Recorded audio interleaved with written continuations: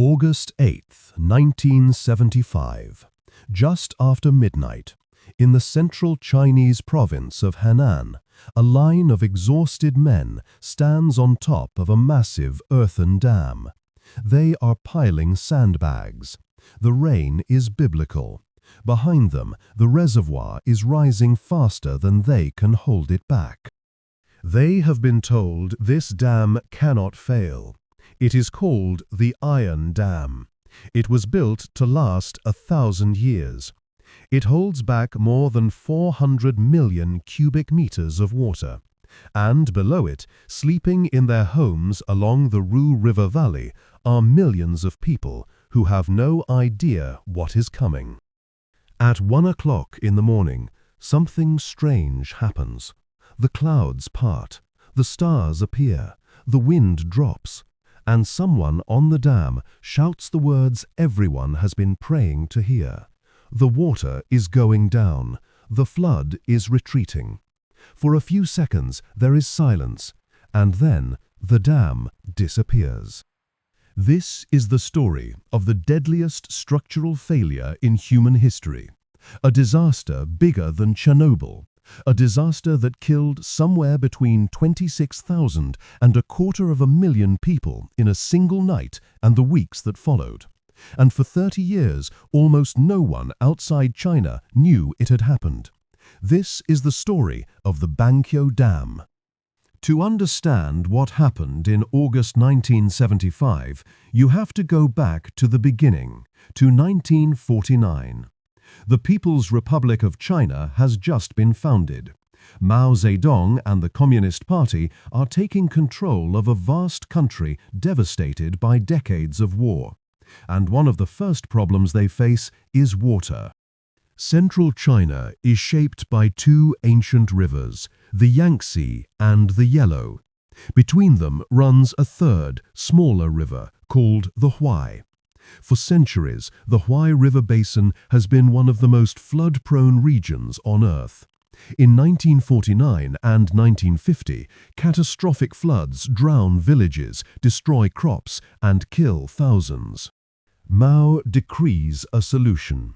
We must harness the Huai River. A massive program of dam construction is launched across Henan province. The plan is ambitious. Hundreds of dams, thousands of reservoirs, total control of the water. And at the heart of it, on a tributary called the Ru River, the largest dam of all, Banqiao. Construction begins in April 1951. Chinese engineers have almost no experience building dams of this size, so the work is supervised by Soviet advisors. The dam will be built from compacted clay. It will stand 24.5 meters high. It will hold back nearly 500 million cubic meters of water. It is finished in less than 2 years. And almost immediately, something goes wrong. Cracks begin to appear in the clay. Water seeps through the structure. The dam, supposedly built to last 1,000 years, is failing in its first decade. So between 1955 and 1956, Soviet engineers come back. They reinforce the dam to new specifications. Decades later, China's own Water Resources Ministry will admit those Soviet specifications were inappropriate for the local geology. But for now, the reinforcement holds, and the dam is given a new name, the Iron Dam, a symbol of communist engineering, a monument to what China can build with the help of its Soviet brothers. It is declared unbreakable, but not everyone believes that. Among the engineers involved in the original design is a hydrologist named Chen Xing, born in Nanjing in 1921, one of the most experienced water engineers in the country. And from the very beginning, Chen Xing has been telling his superiors something they do not want to hear. Chen Xing recommended that the Banqiao Dam be built with 12 sluice gates, 12 openings to release water in an emergency. The party authorities reduced that number to 5. Chen Xing was told he was being too conservative. He was being unrevolutionary. The dam was for storing water, not wasting it. This was the political logic of the era. Under Mao, the more water a dam could retain, the more revolutionary it was. Flood prevention was secondary. Hydrology was secondary. Engineering judgment was secondary.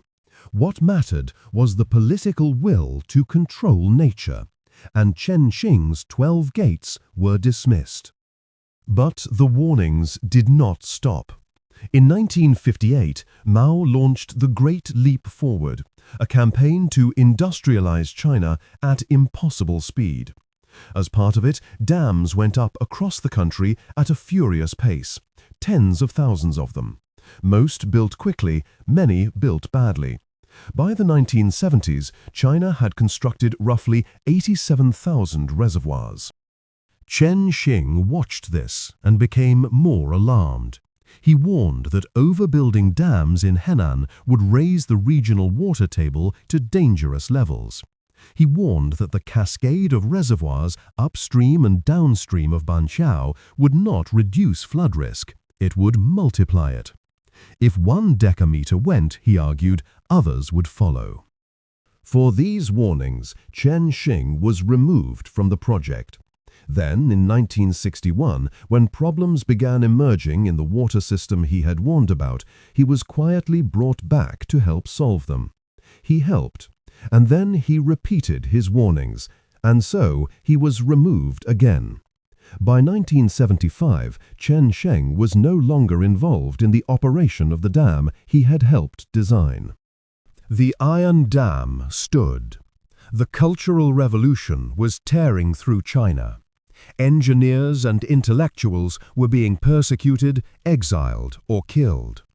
The idea that an unbreakable dam might break was politically dangerous to even discuss. And in the summer of 1975, far out over the Pacific Ocean, a tropical disturbance was beginning to form. On July 29, 1975, a low-pressure system spins up in the Philippine Sea. By August 1st, it has reached typhoon strength. By August 2nd, it is classified as a Category 4 super typhoon. Sustained winds approaching 70 meters per second. A central pressure of 900 millibars. The Joint Typhoon Warning Center gives it a name, Typhoon Nina. Nina makes its first landfall on Taiwan on August 3rd.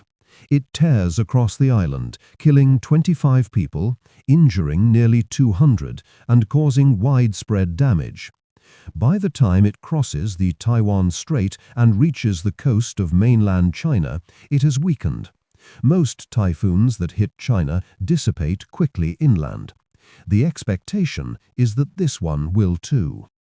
But Nina does not dissipate. As it moves north, it collides with a cold front coming down from the north. And then, on August 5th, something extraordinary happens. The remnants of Typhoon Nina stop moving. They stall. They sit, almost stationary, directly over the province of Henan. And the rain begins. Not normal rain. Not even normal typhoon rain. The amount of water that falls on Henan in the next 3 days is almost beyond comprehension. In the Banqiao Reservoir's catchment area, more than 1,060 millimeters of rain falls in a single 24-hour period. That is more rainfall than the region normally receives in an entire year, in 1 day. The dam was designed for a 1-in-1,000-year flood. The storm overhead was producing a 1-in-2,000-year flood. The mathematics of the disaster is simple and brutal. The dam is being asked to do something it was never built to do. And it is being asked by a storm that the engineers who designed it never imagined possible. Survivors would later describe the rain in almost supernatural terms. Days were like nights, as rain fell like arrows, one local resident remembered. The mountains were covered all over by dead sparrows. birds beaten out of the sky by the sheer force of the water. This was not weather anymore, it was something else. On the evening of August 5th, the small town of Banqiao near the dam begins to flood. The water keeps rising. Telephone lines are cut. Roads disappear. By August 6th, the Dam Control Office has lost contact with the rainfall stations upstream. They no longer know how much water is coming. They are operating blind. Officials from Banqiao town make their way through the storm to the prefectural headquarters at Zumadian to report the danger. They are dismissed. The iron dam, they are told, is invincible. There is no need for alarm. A request is made to open the dam sluice gates fully and release water before the reservoir overtops. The request is rejected. The reason is bureaucratic. The areas downstream are already flooding. To open Banqiao's gates fully would worsen those floods. The order goes out: do not fully open the gates, hold the water. Even though the water is rising faster than the partially opened gates can release it. Even though the rain has not stopped, hold the water. On August 7th, the local situation has become so alarming that the order is finally reversed. Open the gates. But by now, the telegraph system is failing. The instruction does not reach the dam operators. And even when it does, the operators discover something terrible. The sluice gates have been blocked by sediment. They cannot be fully opened. They cannot pass enough water. At noon on August 7th, local officials hold an emergency meeting. They consider blowing up parts of the dam to release water. There are no explosives available. There is no equipment. There is no plan. There is only rain. At 4 in the afternoon, another 13-hour rainstorm begins. At 7 in the evening, evacuation notices are finally issued for the towns immediately downstream. People in Biang County receive the warning. People on the other side of the river in Suiping County do not. By 10 that night, the water in the reservoir is rising at a centimeter every minute. It is now lapping at the very top of the 8-story dam. Throughout the night, men climb onto the top of the dam in the darkness. They pile sandbags. They try to add height. They try to hold back the impossible. The rain continues. The water keeps rising. And then, just before 1 in the morning on August 8th, something changes. The clouds part. After 3 days of unbroken rain, the sky suddenly clears. Stars appear. The wind drops. There is a moment of complete, eerie calm. And on top of the dam, exhausted and soaked and terrified, someone looks down and sees something that seems to confirm a miracle. The water level is dropping. Someone shouts it out loud. The water is going down. The flood is retreating. For a few seconds, the men on the dam allow themselves to believe they have survived, that the iron dam has held, that the worst is over. It is the last moment of hope they will ever have, because the water is not going down. The dam is going down. What they are seeing is the leading edge of the structural collapse. The earth core of the dam is beginning to slump. Pieces of it are falling away. The water level in the reservoir is dropping because the entire side of the reservoir is opening up. And then, in the next instant, the dam disintegrates. A survivor would later say the sound was like the sky was collapsing and the earth was cracking. The initial breach in the dam is 300 meters wide. Behind it, more than 700 million cubic meters of water, the equivalent of 280,000 Olympic swimming pools, begin to pour out into the valley below. all of it released in just 6 hours. 78,000 cubic meters of water per second are pouring through the breach. To put that number in human terms, every second, enough water to fill more than 30 Olympic swimming pools is bursting out of the broken reservoir. And it is racing downhill into the valley below, in the dark, towards the towns and villages where people are sleeping. The wave that forms is unlike anything most of these people will have ever seen. By the time it has traveled a few kilometers from the dam, it is 10 kilometers wide, 7 meters high, in some places 10 meters high, moving at 50 kilometers per hour. It is, in effect, a tsunami racing across flat farmland in the middle of the night. The town of Sweeping, 16 kilometers downstream from the dam, has not been warned. People are asleep. The flood reaches Sweeping in 45 minutes. 45 minutes between the dam giving way and the wave hitting the town. By the time it arrives, an estimated 200,000 people in the area are trying to survive in flowing water. A survivor of that night, interviewed decades later for a Chinese television documentary, described what it was like to be inside that water. "I didn't know where I was, just floating around in the water. Screams and cries ringing in my ears. Suddenly, all the voices died down, leaving me in deadly silence. Whole villages are erased in seconds. Houses built of mud brick simply dissolve. Wooden buildings are torn from their foundations and swept away. Families die in their sleep. Some manage to climb onto rooftops or into trees. They cling there in the dark as the water rises around them. Many of them will still be there days later. And the wave does not stop. It keeps moving downstream. It hits the next dam in the chain, the Shimonton Dam, the second largest in the system. Shimonton was already overtopping. The arrival of the Banqiao floodwaters destroys it. Shimonton's reservoir, on top of Banqiao's, joins the wave. Then it hits the next dam, and the next. The cascade Chen Xing had warned about more than a decade earlier is now happening exactly as he had described it. The dams do not protect each other. They destroy each other. Across Henan that night, 62 dams fail. The whole flood control system of an entire province collapses in hours. The water keeps moving. It hits the Beijing-Guangzhou Railway, one of the most important rail arteries in China, connecting the capital to the south. The wave tears up 102 kilometers of track.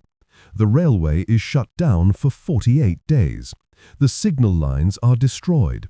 The entire region is cut off. By dawn on August 8th, the floods cover an area of more than 12,000 square kilometers, roughly the size of Lebanon, or more than half the size of Belgium. Within that area, around 30 cities and counties have been overwhelmed. More than 10 million people have been affected. Between 5 and 7 million homes have collapsed. The official death toll for those few hours of the flood itself is 26,000. Many estimates put it much higher, 85,000, 100,000. The truth is, no one will ever know. The bodies were carried for kilometers by the water. Many were never recovered. Many were never identified. And in the days that followed, the dying was only beginning. On August 9th, the rain finally stops. But the disaster is not over. Other dikes are giving way. Other reservoirs are still overtopping. The Chinese People's Liberation Army takes a desperate decision: airstrikes. Fighter jets are sent to bomb the spillways of dams further downstream.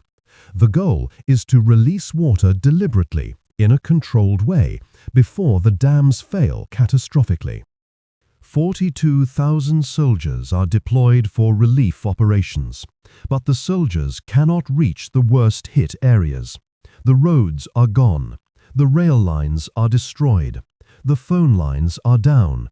Communications between the disaster zone and the rest of China have effectively ceased. The Chinese government can see on its maps that something terrible has happened. It cannot get help to the people inside it. So the only option is the air. Beijing orders airdrops. Food, medicine, supplies parachuted in over the flooded countryside. But the operation is chaotic and poorly planned. According to a later Human Rights Watch report, 50 to 60% of the food supplies dropped from the air land directly in the floodwaters. Useless, destroyed.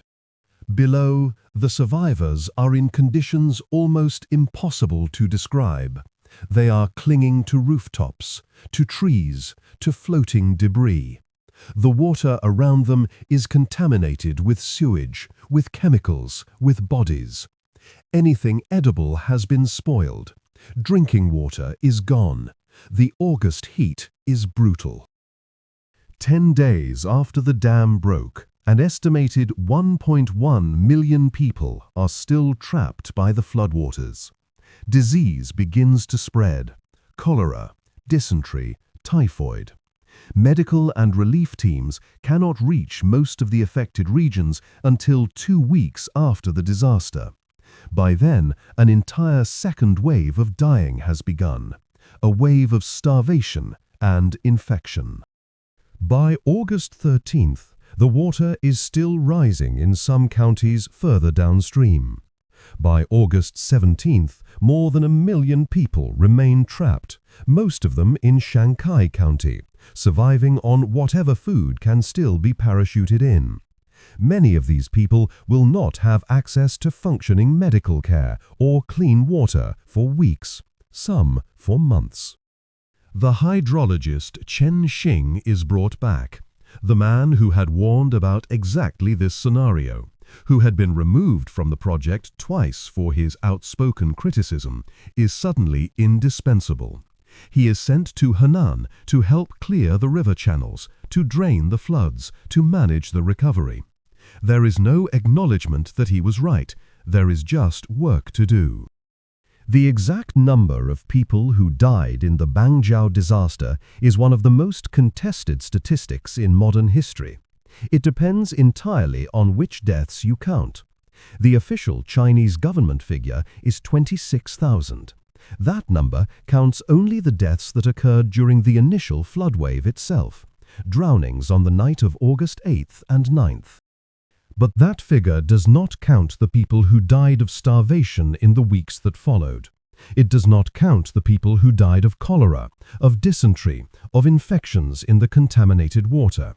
It does not count the children who simply could not survive a month of hunger and disease in flooded countryside that no one could reach. A 1995 report by Human Rights Watch put the total death toll at around 230,000. A later assessment by members of the Chinese People's Political Consultative Conference, which included some of China's most senior water conservation experts, agreed with that figure. 8 high-ranking officials with access to confidential government data estimated 230,000 dead. Other estimates run higher. Some sources put the figure at 240,000. Some specialists, looking at the long-term mortality from displacement and disease, suggest the real number could be closer to 1 million. We will probably never know with certainty. The range is somewhere between 26,000 and 250,000 human beings. What we do know is that the Banqiao disaster, by almost any of those measures, is the deadliest structural failure in human history. More people died here than in any single industrial accident, more than at Bhopal, more than at Chernobyl by a factor of many thousands. And yet, until very recently, almost nobody outside China had ever heard of it. The Chinese government did not announce what had happened at Banqiao. There were no public press conferences, no officially declared death toll for many years, no international appeal for help. The disaster occurred in the middle of the Cultural Revolution, a period when even mild questioning of party policy could result in imprisonment, exile, or worse. To question the engineering of a dam built under Mao's Harness the Huai River campaign was politically unthinkable. A journalist from the official Xinhua news agency named Zhang Guangyu did travel to the disaster area afterwards. He interviewed engineers and water experts. Most of them refused to speak on the record.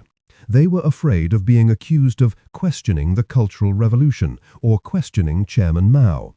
Privately, they told Zhang that the failure was not just due to the storm. The failure was due to decades of bad design, political interference, and the rushed dam building of the Great Leap Forward. None of that information reached the Chinese public. None of it reached the outside world. Henan was a poor, isolated inland province with very few foreign visitors. China's media was completely controlled by the state. There were no diplomats in the disaster zone, no journalists, no way for survivors to contact anyone abroad. The disaster was effectively erased from the global record. For decades, the disaster was treated as a state secret. Internal government reports on the failure were classified. The death toll was never officially revised upward. In the late 1980s and early 1990s, a few academic papers began to mention the event, mostly in technical journals on hydrology and dam engineering. But the human cost remained largely invisible. The first major international report came in 1995, 20 years after the disaster. Human Rights Watch published a detailed account, drawing on Chinese sources and the testimony of dissident officials. It was titled, "The River Dragon Has Come." For most readers in the West, encountering it for the first time was startling. A flood that killed hundreds of thousands of people in a major country 2 decades earlier that they had never heard of. And then, in 2005, on the 30th anniversary of the disaster, the Chinese government finally relaxed the restrictions. Historical records began to open. Chinese scholars were allowed to study the event publicly. A small memorial was eventually built near the rebuilt dam, with a plaque acknowledging the human cost. Even today, however, most Chinese citizens outside Henan know very little about what happened. Chen Xing lived to see the disclosure.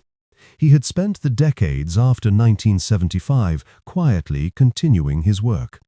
In the 1980s, he became the first Chinese hydrologist to join the board of the International Agri-Energy Roundtable. He spoke at conferences around the world. He died in May 2009 at the age of 87. The man who had been called too conservative had been right about everything.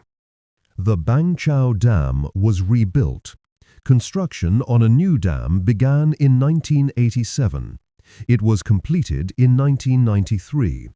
The new structure is taller, more sophisticated, with a reservoir 34% larger than the original. Today, it stands quietly in Henan province, generating electricity, controlling floods, holding back the Ru River. Most visitors to the area do not know what came before it. Across China, the dam building has continued. By the 2010s, the country had thousands more reservoirs than it had in 1975. Many smaller dams are still poorly maintained. According to one official statement, an average of around 68 Chinese dikes still collapse in a typical year. The lessons of Banqiao have been studied. They have not always been learned. But the deeper lesson of Banqiao is not really about engineering. It is about what happens when an engineer with hard-won knowledge is told that his expertise is unrevolutionary. When a hydrologist who recommends 12 sluice gates is overruled and given 5. when the people downstream cannot question the structures upstream, when a warning about a 1 in 2,000 year flood is dismissed because the flood has not happened yet. On the night of August 8, 1975, the iron dam disappeared. The water it had been holding back rolled across an area the size of a small country. Tens of thousands of people died in the dark, in their sleep, without ever knowing what had happened. Tens of thousands more died in the weeks that followed, from hunger and disease, in a disaster the world was never told about. And one man, removed from his own project for being too cautious, lived for 34 more years and watched the secret slowly come out. The story of the Banqiao Dam is the story of the warning that was silenced, the cascade that was predicted, the dragon that came.